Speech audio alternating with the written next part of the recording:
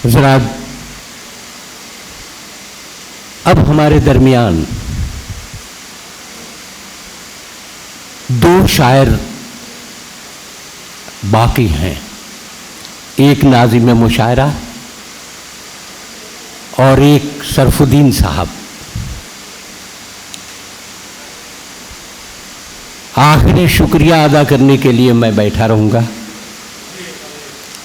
शरफुद्दीन साहब और मैं और जनाब फ़हीम जोगापुरी, ये लोग तीनों लोग करीब करीब एक ही वक्त में शायरी के मैदान में आए थे। मैं उस वक्त ऊँघ रहा था और मेरी लाइल्मी में फ़हीम साहब पढ़ के निकल गए और मैं जान नहीं पाया, वरना उनको भी अपनी लाइन में मैं रोक के रखे होता।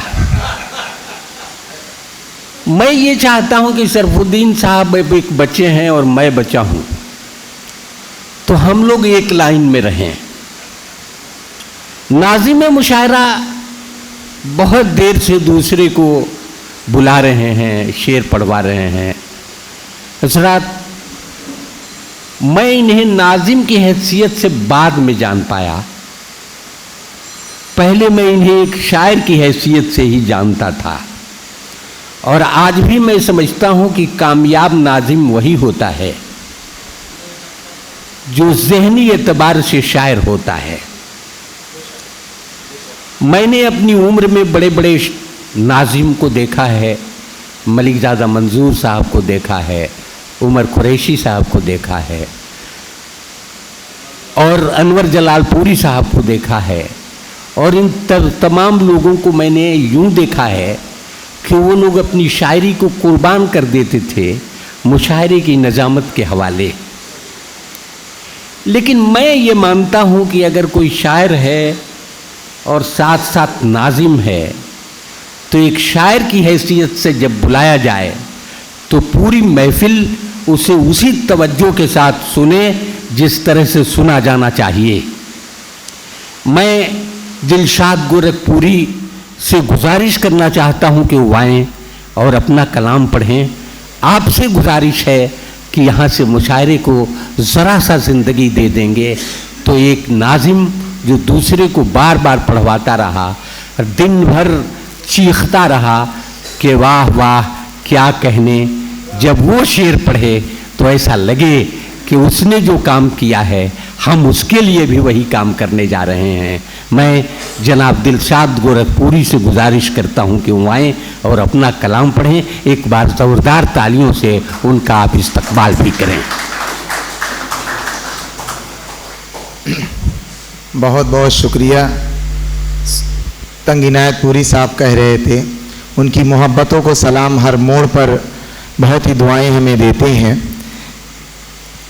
फरमा रहे थे कि पहले वो मुझे शायर की हैसियत से जानते थे। ये वाकई वल्लाह मैं पहले निज़ामत के नून से वाकिफ़ नहीं था कि निज़ामत कहते किसको हैं, लेकिन मेरे बड़े दीराना ताल्लुक़ मलिकज़ादा मंजूर साहब से रहा है। वो मेरे उस्ताद थे। अल्लाह इस दुनिया में नहीं, अल्लाह उनको जन्नतुल फिरदौस में आला से आला मकाम अता फरमाए। सन 2019 में जब अनवर जलालपुरी साहब का इंतकाल हो गया, क्योंकि मलिकज़ादा साहब के शागिर्द अनवर जलालपुरी साहब थे, इसलिए हमारा उनसे बड़ा बेतकल्लुफ़ाना गुफ्तगू हुआ करते थे। तो जब अनवर साहब के इंतकाल के बाद हम निज़ामत के मैदान में कदम रखे थे कि अब चलो फील्ड खाती होती चली जा रही है, कम से कम नई नस्ल इसको संभाले। और उस्ताद शायर फ़हीम जोगापुरी, सुनील कुमार तंग जी और शरफुद्दीन शर्फ साहब की दुआएं मिली और अल्हम्दुलिल्लाह आज जगह जगह लोग निज़ामत के लिए बुलाते हैं और कामयाबी मिलती है। आप सबसे भी दुआ की दरख्वास्त है। मैं 4 मिसरे वतन के हवाले से पढ़ता हूँ और आप सबकी दुआएं मांगता हूँ, समाअत फरमा लें।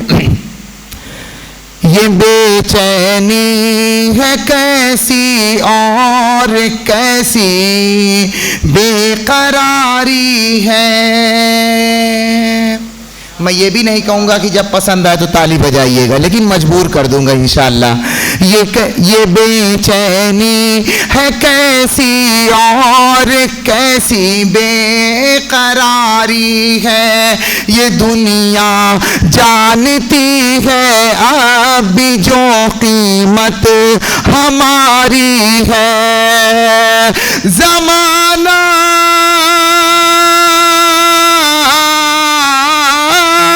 जमाना कहे रहा है भी दुनिया भर के रंगों में, तिरंगा कल भी भारी था, तिरंगा भी भारी है। तिरंगा कल भी भारी था, तिरंगा आप भी भारी है। और 4 मिसरे और इश्क और मोहब्बत के हवाले से समात फरमा लें। खुद का इल्जाम मेरे सर डाला,